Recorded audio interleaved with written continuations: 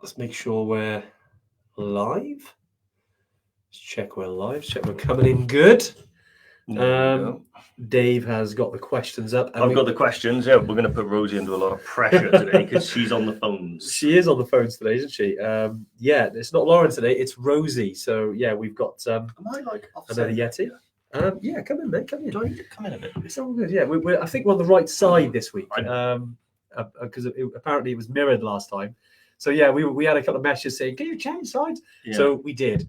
But yeah, if you just joined us, yeah, do let us know if you if you joined us. Give us a little thumbs up. Give us a hello.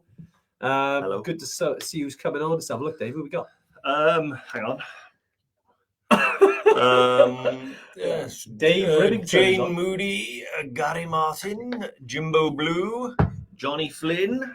Brilliant. Great to see you guys. Andrew, we've got Kelly, we've got Diane as well, we've got Gary, Jerome. Oh, welcome, Jerome. Your first tune in. Nice to see Jerome. We haven't. He's on time today. Finally, yeah. He was late last week. Has Jerome been on every tune in, Jerome? I don't know actually. It's a good point actually, Jerome. I think he's been away a couple of times, but he wasn't far off it. Slacker. Like I'm here every one. You are actually. Although we did miss one just for Christmas, didn't we? Yeah, man, but I need a break sometimes. And what's Marky V doing today? Multitasking. So we've got Tuesday tuning and Olympic curling. You know what? I quite enjoy the curling. I think it's so random. Winter Olympics, I prefer the regular Olympics. Do you? Yeah. I'm a bit mixed. I think it's because love for the snow and the ice and the cold. I think I really like the Winter Olympics. I think there's more crashes and more things go wrong in the Winter Olympics, which always makes it more interesting. It's scary. Right? You know that what they call the skeleton? Skeleton. When they go down basically on like on a metal like dinner tray, basically. It is like a glorified dinner tray. Yeah. Yeah. Just we're trying out some. We got some not new tech, but we got a new microphone today. Just let us know if we're coming through loud and clear or a little bit quiet. Obviously, we're in the same room this time, so we're using some different tech. Yeah. So let us know if we're kind of loud and clear. That would be really appreciated, guys. And yeah, we are live, Mona. We are live. But yeah, it'd be great to just let us know how we're doing. Like on a 1 to 5, 5 being the best audio ever, 1 being absolutely rubbish.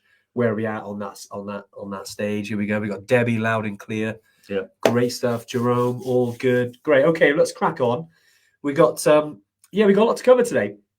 But essentially, when we were thinking, Dave, weren't we, about like what we're going to talk about today? We had a few different things, but recently we've had some questions around, with groups and things like that, and about, what happens if, potentially we're a bit slow, or I kind of your questions around holding people up, and we thought, well, let's talk about pace and speed. Because we get a lot of questions around that, don't we? We don't recommend taking speed on the but yes. No, you are absolutely right. Yeah. Just noticing everyone's saying 5x5. Is the sound better than usual as well? Because we might stick to this new setup because I prefer it because I want to have headphones in. It is better. So let me know if it's much better than usual. Much. We don't say those words. It's fine. Actually, the mic I use is actually called a Yeti as well. So we're on brand with that. So. Yeah. But no, you are right. So we are on the cusp of pretty much the biggest season we've ever had in the Himalaya. It's absolutely massive. And one of the things that's starting to come back is a lot of things that we answered a lot before COVID, but not much after, which is people's concerns around the speed of the trek and the speed at which they take place. Some people say they're fit enough and they believe they can do the trip, but no one wants to feel awkward and be the standout person in the group for the wrong reason. So they always have this paranoia and this worry about, what if I slow the group down? What if I'm at the back? Will I be left on my own? Am I going to be the one that everyone's kind of waiting for? And we want to kind of just tackle that head on and hopefully relieve some of those concerns, because actually going slow can be a big benefit. Well, yeah, exactly. We, years ago when we were, little Yetis, when we were... That was some years ago. all right, maybe less knowledgeable Yetis. Yeah. And we're kind of, walking on mountains. We walk quite fast. It was soon apparent that, going fast was actually more detrimental to yourself, our altitude. And, all our trips, except some of the training trips, are altitude. Yeah. And we were like, okay, this is something that we need to sort out. And, leaning on the experience of the guides, and majority of them were like, you need to go slower.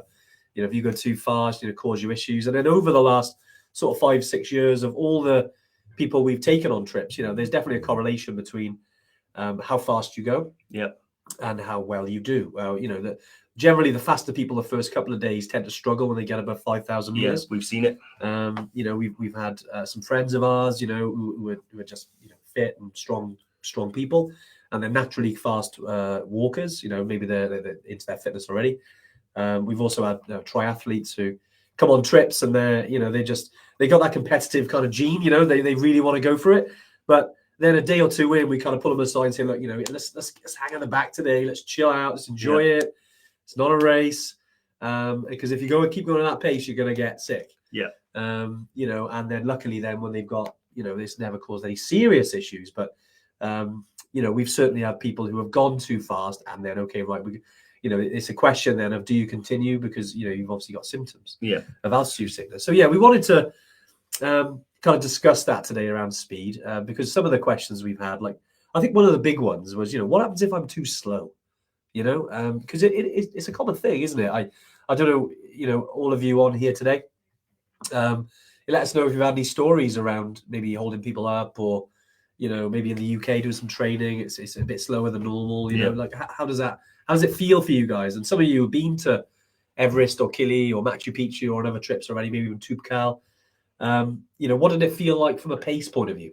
You know, it's actually funny. Stu's on this one. Stuart, we trekked with Stuart Elwood in April 2019. Yeah, Stu, great to see you on the live, mate. I hope all is well. And I think Stu could probably, it'd actually be, I'd like to get Stu on the live, because Stu is actually a very quick walker, isn't he? Very quick. I mean, we did, and I think suffered with altitude a little bit, particularly at after base camp. A lot of people, when they start struggling with base camp, realize they've got to kind of empty the tank to get there. And ordinarily really strong, like Stu's a much fitter, much stronger guy than I am. We went to Ben Nevis together and had a pretty epic day doing the CMD, and he was awesome. He was, you know, totally fine and far better condition than I was at the end. But one of the things that I think he struggled with, and Stu, I'm speaking for you, so do correct me if I'm wrong. I don't know how. Just comment, shout, email. Is too quick at the beginning of the trip. And I've seen it a lot of people. Another guy I'll call out by name is the great bald Yeti, John. You know, many of you have been on the training weekends, have actually met John. Great guy. He's been to base camp with me twice, and the second time he went, he deliberately went a lot slower, because the first time he was like Stu, quick up the mountain, fit. They've got the fitness, they've got the power, so they can go quick, and a lot of people can. That's the challenge, you see. It's not difficult to go slow when you're at high altitude. That's natural. The challenge is going slow at the lower altitude. When you can go fast. And stopping that and controlling that, you know, mindset of, you know, I naturally walk fast. I like being at the front. It's a nice thing to do. And John, big headache, and I think a Namche, and the day after, because he sort of ran up the hill, basically. Second time he went, he hung at the back. And I always say to people as well, like Stu, he's ex-forces. John, you know, I think he was in Army cadets. You know, not quite the same, but at the same. Lauren. Oh yeah, we're having deliveries here. Oh, thanks, mate. I feel like coffee. Cheers. Yeah, I lost my point there. What was I saying then? Sorry. The coffee had to come, Dave, right? So... Anyway, going slow isn't an issue. Going too fast is. And the groups, although they move a bit like a caterpillar, you know, they naturally stretch out because we're not all walking like in a line. They all come back together at lunch. They all come back together at the end of the day. No one's left behind. No one's left walking on their own. They always have a guide nearby for support, and almost certainly some other members. I think if you are really fit and strong, and you know that you can push on, and you know you can be first, well, you're not going there to compete. But one of the things you can do is use that strength to help the group. So hang at the back, support some of the people that are struggling. You know, you'd be surprised, just some conversation sometimes just helps, takes your mind off the fact that your legs are burning. And, you know, and I've seen it on trips where people have carried a bag for 10 minutes, an hour, just to give someone a little bit of respite at a real steep day.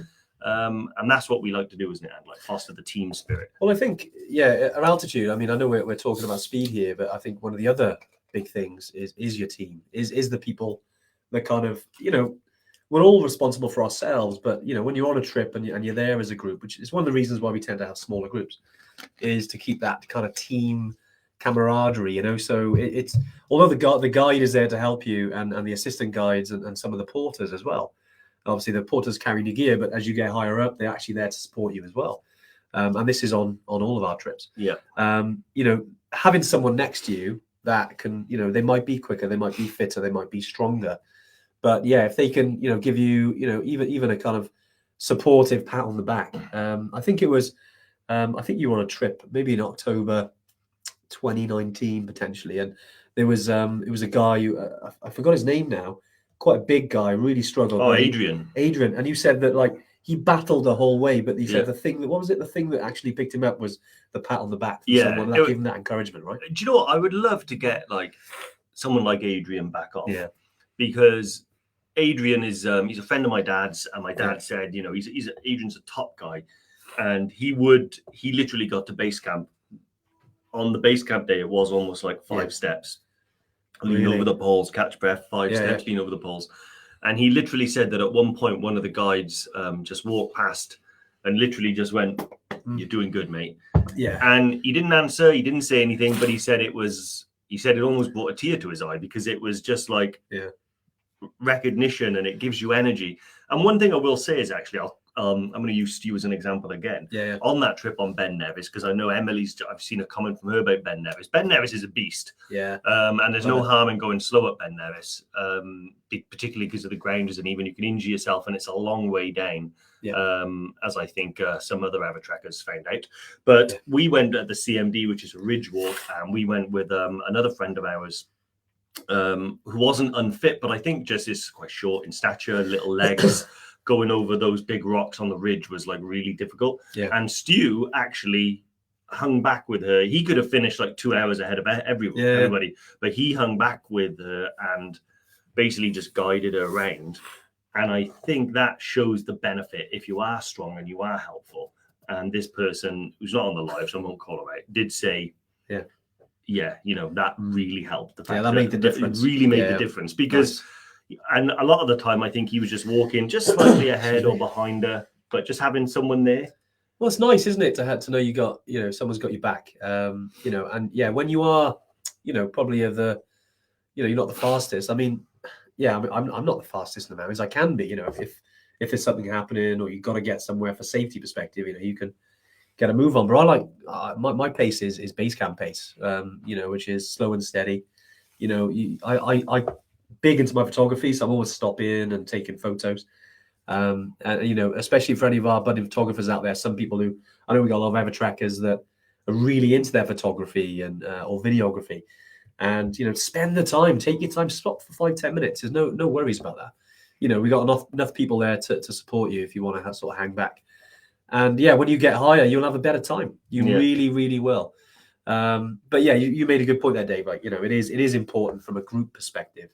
You know, if someone is slower than you, obviously, you know, and I know we don't get many knobs in our community, if any. You know, we're rare we get any sort of people that don't care for other people. You know, so I don't want to sound like I'm just teaching you to suck eggs, but essentially, you know, do care for the people who are with you. You know, and sometimes hang back with them. You know, okay, if you reach, like for instance, I used Namche, you know, day 2 of the trek inside of the base camp trip on Everest. You know, day 2 is a long one. You know, you'd be trekking for sort of 7-8 hours. The last sort of 3 hours of that is all uphill, Namche Hill. And in the past, I've seen people go ahead and they've probably got to the, you know, the tea house there probably an hour and a half before us. And then okay, it's nice. You can sit there, you can have a cup of coffee, chill. You know, that's great. But then the rest of us who had taken our time, you know, and slow and steady, you know, we did feel better from an altitude perspective. Okay, you know, we were walking longer, but you know what, it's fine. You know, you're on an adventure. You know, don't rush it. You know, these trips, they go by so fast when you're having so much fun. Why rush each day and get there when you just drink it in, take it in, stop and chat to the locals? You know, it really does benefit you. And obviously, you know, I know we're talking about all these kind of things about enjoying it and taking photos, etc. The point is, if you go into Everest Base Camp, you want to get to Everest Base Camp, right? The important thing is, so go slow. It will help you at altitude. And I know there's a lot of people on here. A lot of our people who join the Tuesday tune in to be on here a while, they probably heard this message 100 times. But we want to keep saying it because, like Dave said earlier, it's our biggest season we've ever run coming up. Absolutely so excited. Honestly, it's amazing. Yeah, we're very proud of it. But even if just that gentle reminder, just go slow, enjoy yourself. Obviously, keep hydrated. But around pace, it's super key. And your guide will control that. They will say, like, you're going too fast, or I think maybe hang at the back today. They'll know how to manage it. But also, if you can control that yourself and do something about it yourself, and notice, okay, yeah, maybe I've got a headache. Maybe I'll take it easy tomorrow. I'll make sure I'm kind of nailing my 4 liters of water a day. Yeah. And tomorrow I'm going to hang at the back and just chill and enjoy it, and see what happens. Yeah. I mean, and one of the things, one of the examples that I often give as well is that it takes 8 days to get to Everest Base Camp. If you arrive ahead of the group an hour every day, which isn't that much, it can easily be done. That's 8 hours less you've had to acclimatize to the altitude you've reached. And I always say to anyone, if you think 8 hours doesn't make a big difference, try going out for a long day's trekking with no sleep. It does make it makes a big impact. And also the difference is almost imperceptible. You might get away, you will get away with it on day 1. You'll get away with it on day 2. Then day 3, you might be like, oh, I feel a bit tired today. Yeah, just maybe the altitude. And then, day 4, day 5, day 6. And then all of a sudden you just run out of energy because you haven't acclimatized properly. You've reached the altitude too quick. It doesn't mean game over, but it does mean less fun is to be had, and it's more of a struggle than it would have been. And if you want to see strong, you want to see those people that do some training, get a good level of fitness, and then go slow at the beginning. When they get to base camp and Kalapata, they're generally really powerful dudes there. Exactly, strong. Because altitude is challenging anytime. And if you can help that even 5-10% just by taking it easy and taking it slow, then you'll have a better time. Yeah. I know. I'm just pulling in some comments, Dave. Some people asking about your hair. What happened? Lost a fight. lost a fight with a hedge trimmer. Suits you, mate. Suits you. Yeah, no. Well, I used to have this kind of style before, like really short and kind of longer on top, but it got a bit too. It was left too long on top. So on Saturday, I kind of like bunched it up and cut it with scissors, and I think I got away with it. Mate, it looks cool. I mean, once the sides go back, it'll be a bit nicer. I know Yetis rarely have haircuts, mate. So Well, I haven't. I generally have about 2 a year.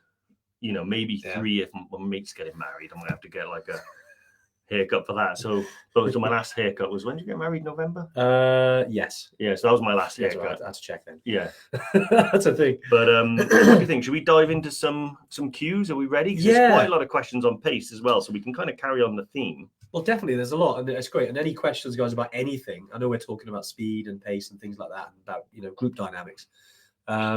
Throw them our way. Would love to answer any of your questions. That's what we're here for. Yep. And actually, the first one I know is typical. It's about something else, but this is from Mark, and this was sent through earlier on email. I know today is about speed, but goes hand in hand with dealing with altitude sickness. Do you recommend taking Diamox before or during our upcoming trip? So, yeah, Mark. I mean, historically, my mindset has changed on this. Just from experience and having seen Diamox work as it has, and completely like a game changer, on treks. I mean, we've seen it ourselves, and I've used it on Killy. Yeah, and although you probably could have kept going and you would have been all right. You took it just because it helped, right? Yeah, because and Andy's dead right. There was an issue, like, we've changed our perspective. When we first met and started trekking, we thought about Diamox like everybody does, but there wasn't a great deal of information and lots of different views. So our experiences informed our opinion now, and that is that why not? It's a very, very helpful, very, very safe thing to take.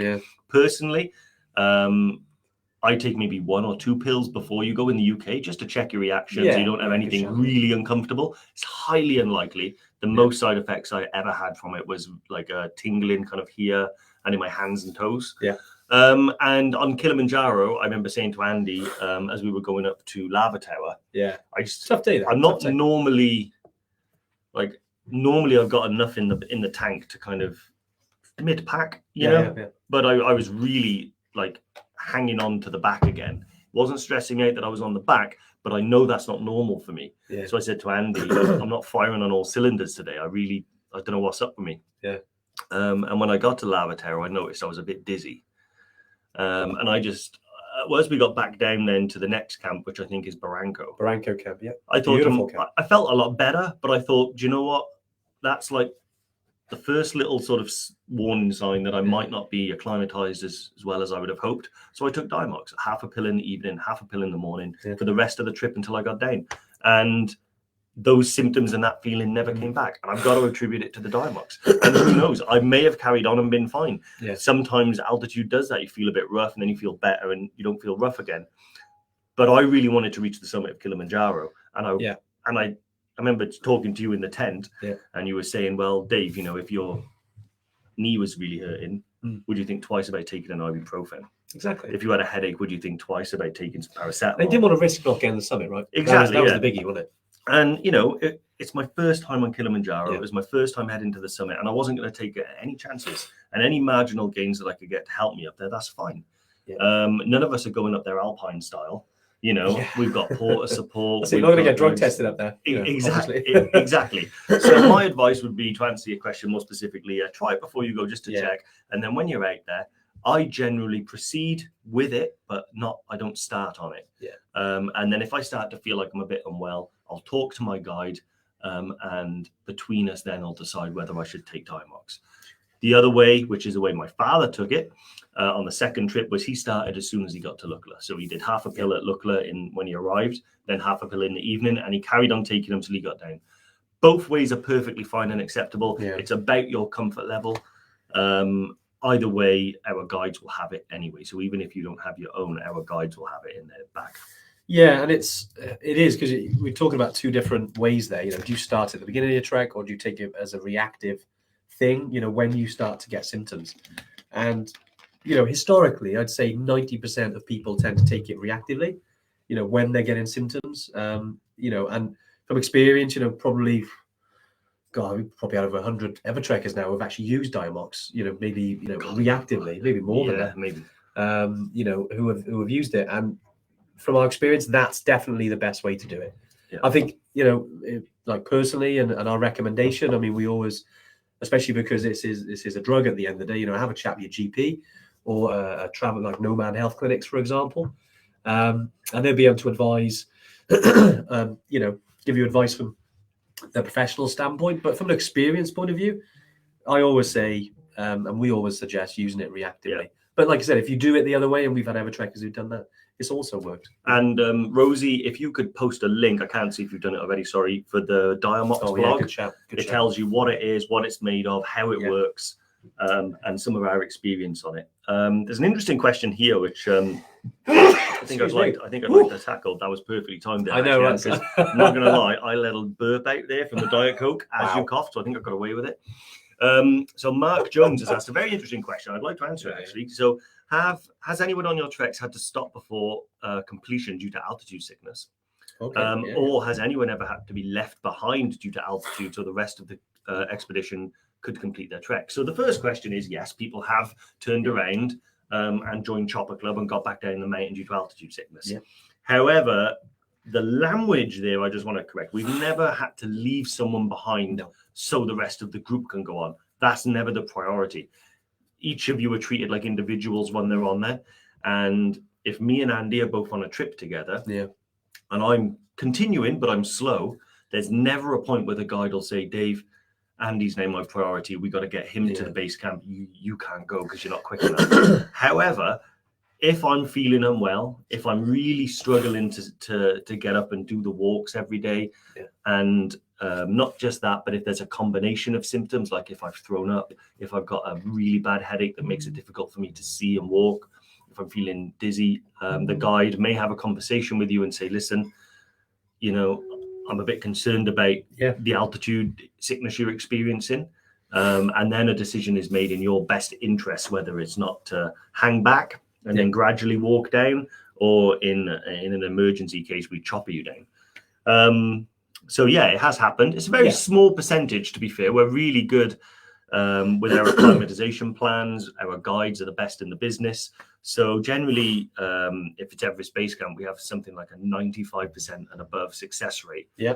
And we did do a podcast episode about the 5% that don't make it. Yeah, was that one my dad was on with your old man. Yeah. Yeah. So have a listen to that, because we do talk a little bit about the about why that is. What happens to those 5%? Some of it's about what we've talked about today: going too quickly, not acclimatizing well, and some of it's bad luck as well. Yeah, isn't it? yeah. You know, anything can happen at any time. You know, get the the Nepalese napalm, as we call it, which is stomach bug. You might twist an ankle. There's anything that can happen to you on a hill in the UK can happen to you on a hill out there. Yeah. But no, we've never left anyone behind so the group can go ahead. Never ever happened. No, it's always, we obviously make the best decision for the group. Safety always number one, and the guide. Although some people will kind of say, I have to go on. If you're ill, we have to kind of manage that. And we've I've had some difficult conversations with people because they're really ill and they need to get down. There were some tears, and but as I said to her, and thankfully we got back to Kathmandu, and it was touch and go, so we had to make sure we got it down. And difficult conversation at the time, but life is more important than getting to these places sometimes. We've and as Dave says, very small percentage, but naturally if you go into these places, not everyone gets to the summit, not everyone gets to base camp. That being said, most people do. And if, we're talking about speed today, you stick to the speed. I sound like stick to the speed limit. But no, if you just take it easy, drink plenty of water, keep as positive as you can, enjoy yourself. Hope, bad luck can happen. People get dodgy bellies and have no energy. People can get altitude issues. We've been there like loads of times. Guides still get altitude sickness. Yeah. You don't see it as a weakness. Anyone can have it at any time. Even the best mountaineers in the world can get it. Yeah. Like anyone's taught Nims has had it. Anyone can get it at any time. So don't see it as a weakness. Just see it as, okay, let's go through what I've been doing. Have I been hitting my target of 4 liters a day? How fast have I been going? What's my body like? Are you suffering with any virus? There could be other stuff that could be influencing it. Can really happen. The virus thing is the thing, isn't it? You pick something up in town. Exactly, yeah. And normally you would shake it off. You might not even notice, but altitude exacerbates it. But also one of the things I would say, and I do try and say this, there is a very difficult mindset to give people until they've actually been there and done it. But I would say that, you've already won by getting on the plane and going out there and seeing the Himalaya. Yeah. Like Everest Base Camp is just an X on a map. Yeah. That we use as a convenient excuse to trek in the Himalaya for 11 days. And although it's a little bit different if you're climbing a summit like Kili or something like that, there's so much more to experience than the hour or so you spend on the top of the mountain. And it doesn't necessarily mean it's over. It means you lost round one. Well, you didn't lose, but you're down on points. My dad, for instance, has been to base camp 1.9 times, 1.8 times. Because the first time he got 0.8 of the way there. And I've said it before, he turned around at Le Boucher and then walked back, and then went back 2 years later, addressed a few things that he did wrong. 1, he took Diamox. 2, he trained a little bit before he went there. And those 2 little things, along with the experience, made the difference. And the second time he made it, it was easy. Well, easier, a lot easier. Yeah, you had a better time as well, isn't it? Because you can battle on. You can battle on with these things, but sometimes you want to enjoy it, right? You want to enjoy this experience. And I think although he loved the first time because it was the first time, from an altitude perspective, he enjoyed it better the second time. Well, yeah. Well, I mean, I think in the first time, I would say like it was an experience, and enjoying the experience might be too strong a term. I think he's grateful for it and he's glad he did it. But he was cold all the time, because that's another thing. When you struggle with altitude, you feel cold a lot because there's less oxygen in your body. And he was tired and couldn't sleep and lost his appetite completely. And all of those things then accumulated to the point where he turned around and walked back. The second time around, he wasn't so cold. He kept his appetite. He had plenty of oxygen in his body. There was no concerns. And although we walk slow, I mean, he is the pioneer of mountain pace. Like when you walk with my old man, we do often say that there's a type of moss that only grows on the back of ducks. If he's on a particularly steep hill, vines will start growing up his legs from the ground. That's how slow he is, but he doesn't care. You know, it doesn't matter. Right, we got questions are flying in, guys. This is awesome. Rosie's sending them through us. We got them on a little WhatsApp. It's much easier this way, isn't it? Yeah, if you were with us last week, yeah, we were kind of trying to do it ourselves and gather the questions. It's definitely a lot easier having another Yeti with us. But yeah, just going through some of these questions then, I want to tackle some of them because a few of them have mentioned around pace, which is what we're here to talk about. But also around like what happens if someone like gets ill. I know we briefly touched on it. I think Dave Rimmington has a similar kind of question really to what Mark Jones mentioned. But, you know, I mean, Dave's words there. And hey, Dave, if you go man down for one day, sickness or injury while trekking, is there scope to catch up with your team on the acclimatization days? So, yeah, I can't remember that actually happening. Like, as Dave said earlier, although we manage you individually in terms of how you're feeling, we operate as a team. You know, we've never had to leave someone behind as such. You know, we've had, for instance, if people get evacuated, one person gets evacuated, the rest of the team goes on. That's happened. We've had some people who have literally got halfway. I mean, I use base camp as an example, halfway up to Everest. They haven't got altitude issues. They've just changed their mind. It wasn't for them. One lady, I think, you know, she really missed her kids when she was away, and you know, but she was happy to walk down. So we did then, you know, have an assistant guide to walk her all the way back to Lukla, obviously with the accommodation, and then the rest of us carried on. So things like that, you know, we do manage it quite dynamically like that. But we kind of, with the acclimatization days, I mean, there is scope if that ever happened, but we've never done it before. And I think Dave, you'll be fine, mate. Knowing Dave, he'll smash it. I'll be okay. If he's as good as trekking as he is with Photoshop, he'll do just fine. So I do love some of the pictures that Dave creates. He's amazing. Yep. Right, Dave. What else we got? Because we got quite a few to get through. So there's a couple of one. I've had a message from Rosie, all in caps. Done the Diamox article already, so I think I'm being shouted at. She has. She's put it up. There we go. Yeah, she's on it. She is on it. Well done, Rosie. Yeah, she's shouting at me. Rosie shakes me more than Lauren generally. So she's probably laughing out there. Yeah, hashtag bring back Lauren. I'm joking. Right, so let's have a quick interesting one. So sort of a question on pace. This is Emily. Yeah. I think I spoke to Emily. Hey, Emily. Name sounds familiar. Yeah, let's just say, I think I did. Oh yeah, it says in the question. Yeah, brilliant. Hi, Emily. Let's just say one had a goal to reach the top of the world.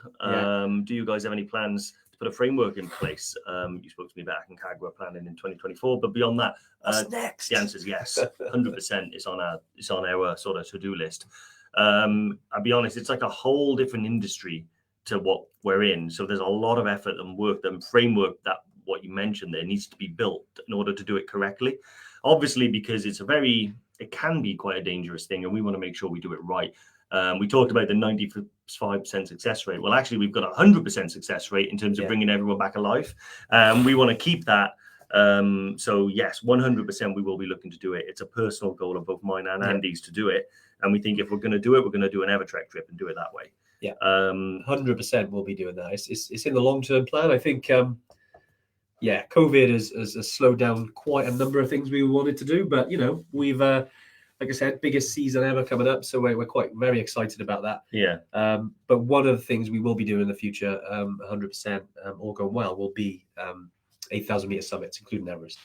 So, just... let's nail Aconcagua first, Emily, and then I think by then we'll certainly have more of a, definitely have more of a plan, if not dates. But we'll definitely have a chat about that. It's obviously it's kind of, I know obviously we go to Everest Base Camp, but the climbing part of it is like a completely different industry. But we've got, I mean, part of the team we use in Nepal, like a lot of our guides have climbed Everest. Yeah, they've climbed other 8,000ers. They're very experienced. I mean. We go back to your trip, October 2019, last time you were at Everest Base Camp. And Nima, your guide, was on Everest in 96, right? 96, he was climbing a while.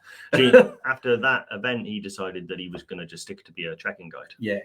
Which is craziness. Yeah, which a lot of people do. Yeah. But like you said, a lot of our guides, Everest, Choi, Oyu, Manaslu, quite a few 8,000ers.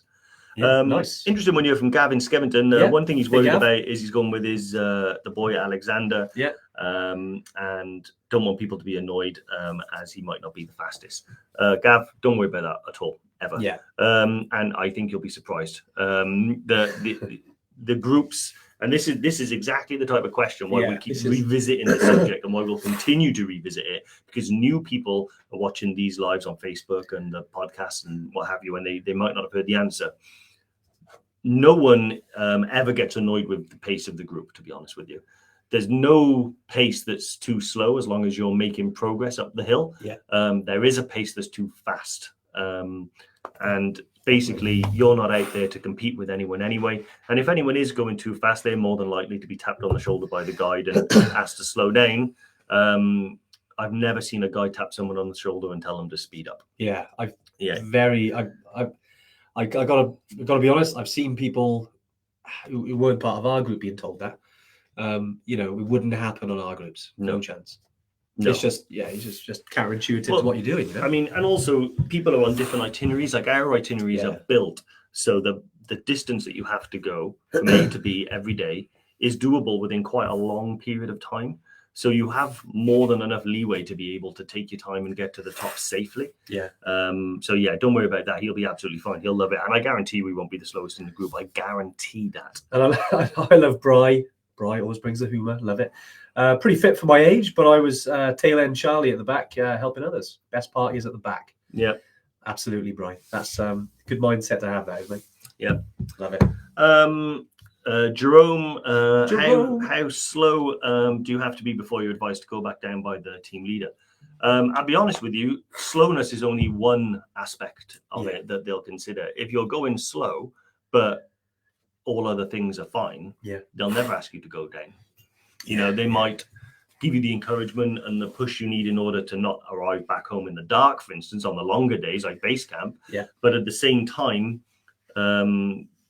being turned around and being sent back down is never based on just pace. It's based on a number of different things. So your oxygen levels, for instance, that's an indicator. It's not, not always. I could have higher oxygen levels than Andy, and I could be feeling a lot worse and then there's headaches, sickness, dizziness, lots of other different things that they factor in before they actually decide whether this person's able to or not.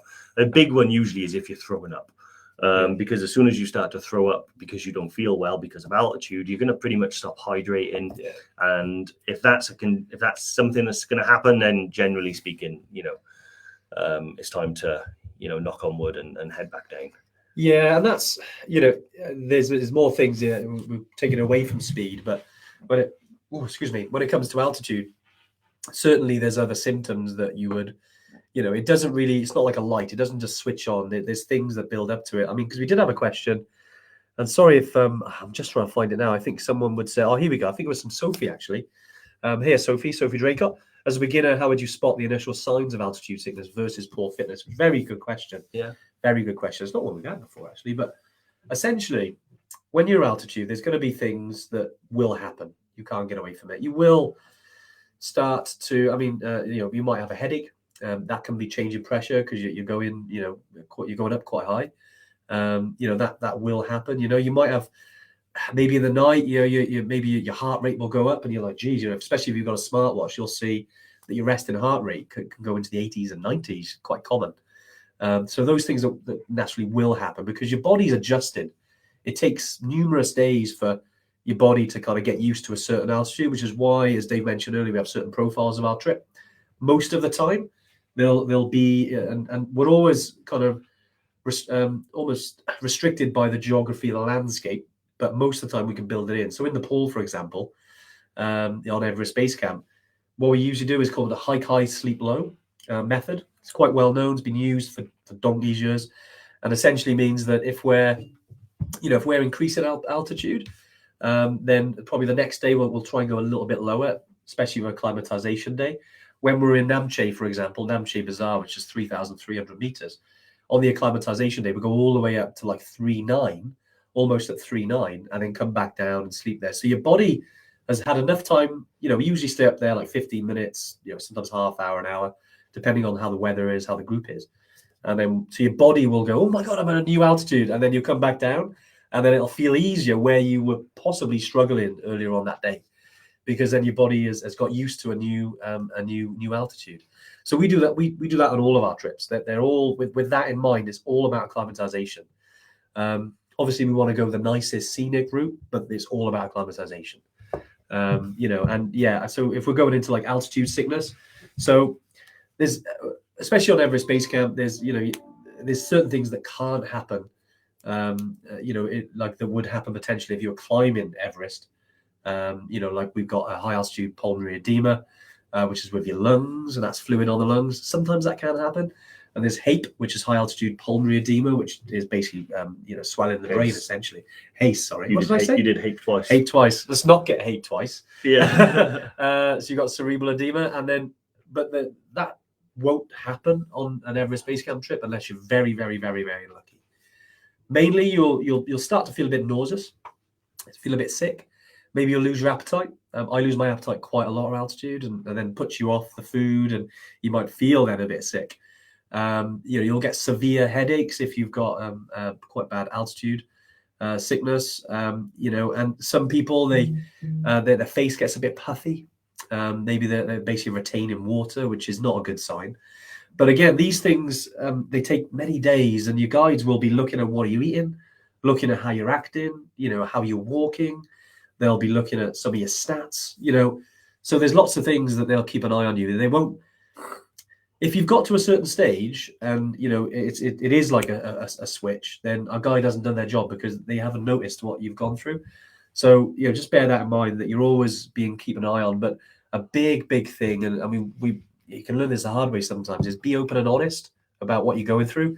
Don't hide symptoms from people, because you know we need to know how we can help you, and to do that we need to know how you're feeling. Yeah. We've had people before who haven't, and then when it's got to a certain stage, they've had to get evacuated. Whereas if we'd had, you know, we'd had to treat you lower down, could be Diamox, for example. Yeah.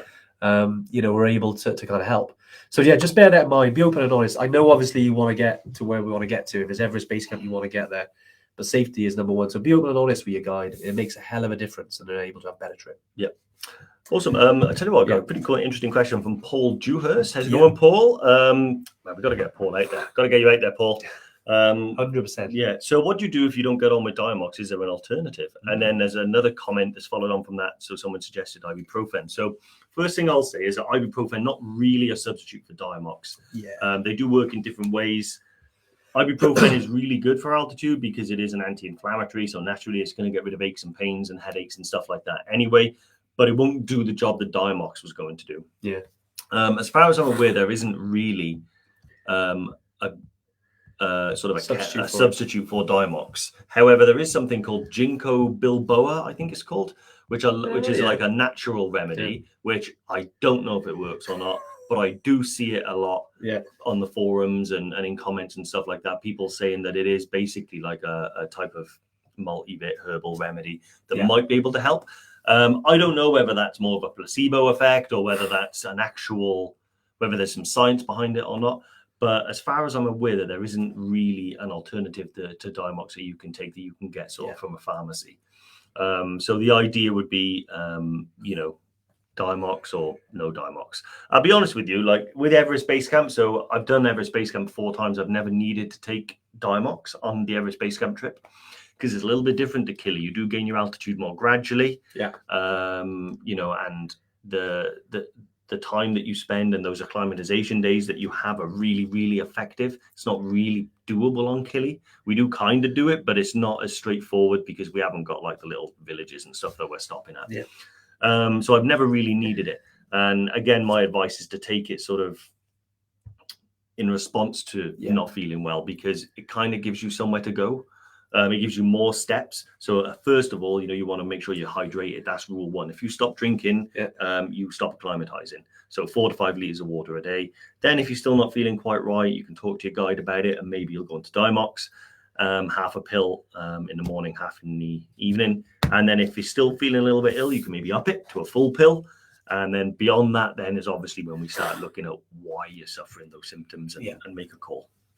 Yeah. Nice, mate. Nice. Just going through some more of the questions. A couple here. One of them is around, I think, from Derek Slider. Hey, Derek. Do you supply water tablets? Yeah, we used to. We're talking about Nepal here. So we used to use purification tablets.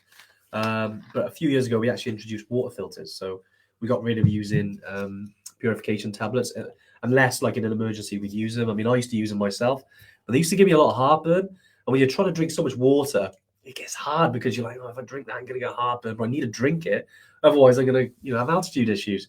So yeah, we switched to the filters. I mean, not just because of that, but it was also to reduce, the plastic in the region, because if you don't like the water purification tablets, there are bottled water there to buy, and sometimes you're like, oh, I'll buy it because I know I need that water. And although I obviously we're trying to be environmentally conscious, you've got to look after your health, right?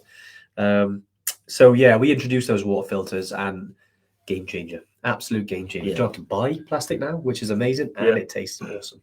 I mean, normally as well, you have to wait sort of 15 to 30 minutes for the tablets to work. As soon as the water's passed through the tube and the filter, the purification filter, I should say, this ready to drink. I mean, it can take 15 minutes to fill a bottle, but that's by the by. That's by the by. Filters are thing, or you can have get your own water bottle like these.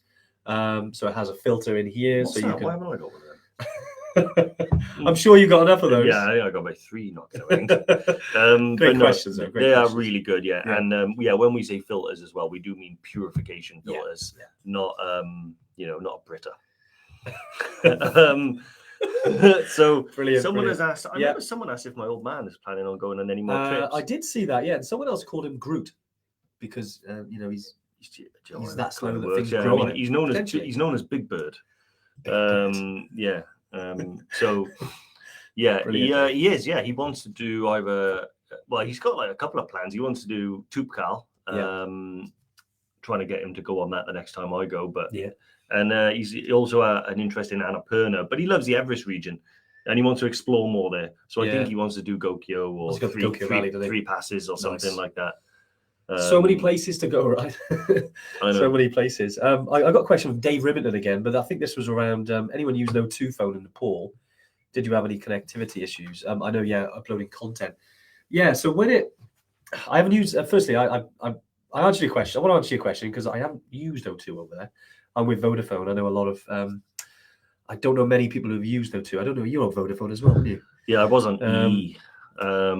But it's not very good out in the Everest region. The one thing you can do though is the Everest link, if you want to upload, videos and things like that. I mean, it can be a bit sketchy. Sometimes it's amazing, and I think you mentioned this last week. So Everest link is essentially when you get to Namche, you can buy them, and you can have Wi-Fi all the way up to I think it's Gorakhpur, and you just basically a scratch card. It gives you a login, and it is.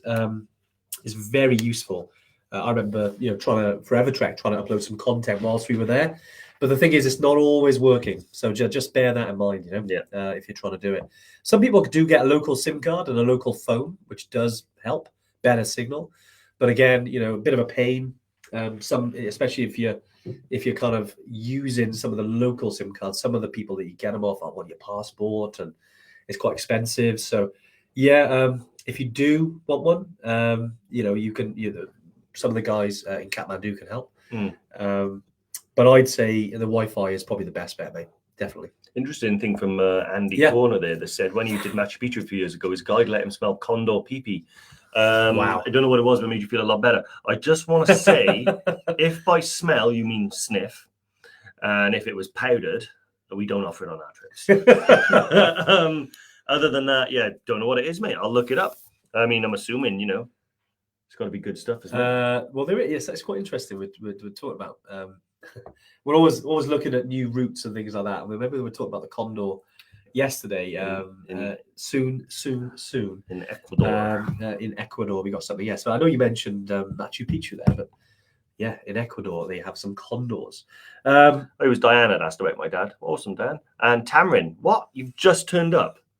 You're going to have to click rewind. Yeah, you're going to have to click rewind and just at the bottom of the thing, just scroll all the way back to the beginning, and then you'll get it, and just let work or whoever know that priorities are in place. So we just had a message from Helen Ambrose about Maindel Bhutans. Maindel Bhutans. Just had your first little walk in the Maindels, and they rub a bit around the ankle. Haven't worn proper walking boots for years. Persevere. I'll be honest, I've never experienced it with them before. Any rubbing. So one thing that you can try and change is the way that you tie your laces.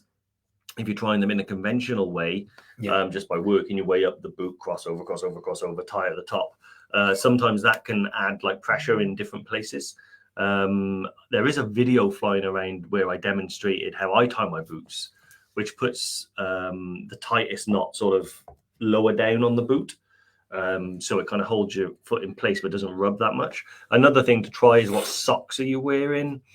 Sometimes, if you've got like low socks or thin socks or not like merino wool, you can get some pressure and stuff like that. So I would highly recommend merino wool socks. They can relieve the pressure as well. And sometimes changing the insoles, because I'm not that fussed on the insoles that come with them. It's basically like a bit sheet of A4 paper. And the insoles change everything. They change the way your boot functions because they change where your foot sits, everything like that. So try the Superfeet Trailblazer insoles. Yeah, they're very good. Yeah, very, very good. They're not the cheapest, I'll be honest with you. For an insole, they're like £40, but I bought them and they work marvelous. So try those techniques, the lacing technique, the socks and insoles. And if it doesn't work for you and you're causing you problems, it might just be a case of those boots are not for you. Welcome to the world of boot buying, I'm afraid. I've gone through about 20 pairs trying to find a pair that doesn't bother me, but the Maindels I know are very good. So yeah, I would say persevere. Nice. Just reading some more of the comments. Yeah, here's a cocoa tea was superb. Yeah, I've heard cocoa tea. In Peru, they use coca to help with altitude issues. Very interesting. They carry it in a gourd around their neck. The leaves. If it works, if that's what they use, and if it's allowed, you can get loads of them where I'm from. Newport. Jesus. Refined though. Refined. Yeah. Let's not promote that. Brilliant. We've I think our wonderful Rosie has also put some useful links in for some different altitude sickness things.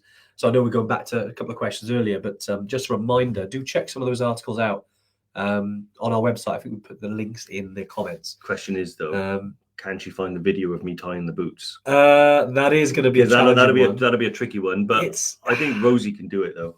Rosie, let's challenge Rosie if she's listening. Help her. Rosie can do it. Rosie can do it. I'm not sure. That's a difficult one. A while back, Dave did a lovely little video of how he ties his his bootlaces, and became very popular. But yeah, if Rosie can find that, if she can hear us, definitely try and find it because that is a brilliant article. It might be on Instagram. Maybe post a link to the Instagram. Yeah, it could be. We'll have to double check it, won't we? But that's the only hint I've got. Is that the only one I know? Well, look, I know we've covered a lot now. I know we've kind of gone through most of the questions. If you have missed any questions, do let us know. I've got something I want to say. Go on, Dave. Yeah, this is important. Okay. So I'm preparing everybody's trips now for the upcoming Nepal season. Good point. Now this goes out to everybody and anybody that might be hearing this that's going on a trip between February, March, April, and May. Yeah. If you haven't done already, please let me know your flight details. Send me a copy of your passport, insurance, all of that good stuff. You can upload it on the members area, or you can email it to arrivalinfo@evertrek.co.uk. Yes. And it's very important that I have that as quickly as I can, and I'm not afraid to annoy people by emailing them either. So yeah, check your emails and drop me a message if you can. It'll be very helpful. Yeah, great stuff. If you do see any sort of emails or notifications like that, especially if you're using the Vamoose app, we've been working on some notifications that it can remind you before certain times, especially around this sort of information. And as you can imagine, biggest season ever. We've got a lot of information to kind of sort out. So yeah, if you can send them, that would be awesome. One final thing as well, we've got in a couple of weeks, we've got a winter skills that is coming up in North Wales. I've heard there's some cold weather on the way as well. So we're really excited about that. But there are some spaces. So Rosie, if you could pop the link in the comments, that would be great. Just so we can get that. If anyone wants to book it, I realise I do need to plug that in. But yeah, we're going to have to finish up now. But yeah, it's been great. I hope you've enjoyed today. Dave, any final thoughts? I put a post out on High Altitude Evertrekkers, and I'm going to make an Evertrek adventure playlist. Yeah. I will be creating it as soon as I can. But if you have any suggestions for songs that you want on there, doesn't have to be specifically mountain related. They could be songs that motivate you, songs that inspire you, songs you like to listen to in the hills, songs you like to listen to on the plane and the journey, songs to get over the return post-trip blues. Nice. Let me know. That'd be awesome. Nice one. The links are on there. So yeah, definitely get yourself in. Also as well, we got our training weekend date. for in the week, and I realised this power is due to go out. So yeah, we best finish up. But thanks, guys. It's been amazing, and we'll see you next Tuesday. Yeah, we're losing power. Do you think here. we look darker to them, or is that just our screen? No, the lights went out. Which okay. So we do look. Sorry, yeah, sorry. I know. Literally, this is hilarious, isn't it? We haven't got a power here. Any minute now, it's going to be gone. But yeah, I hope you found it useful today, and we'll see you next Tuesday. Take it easy. Bye.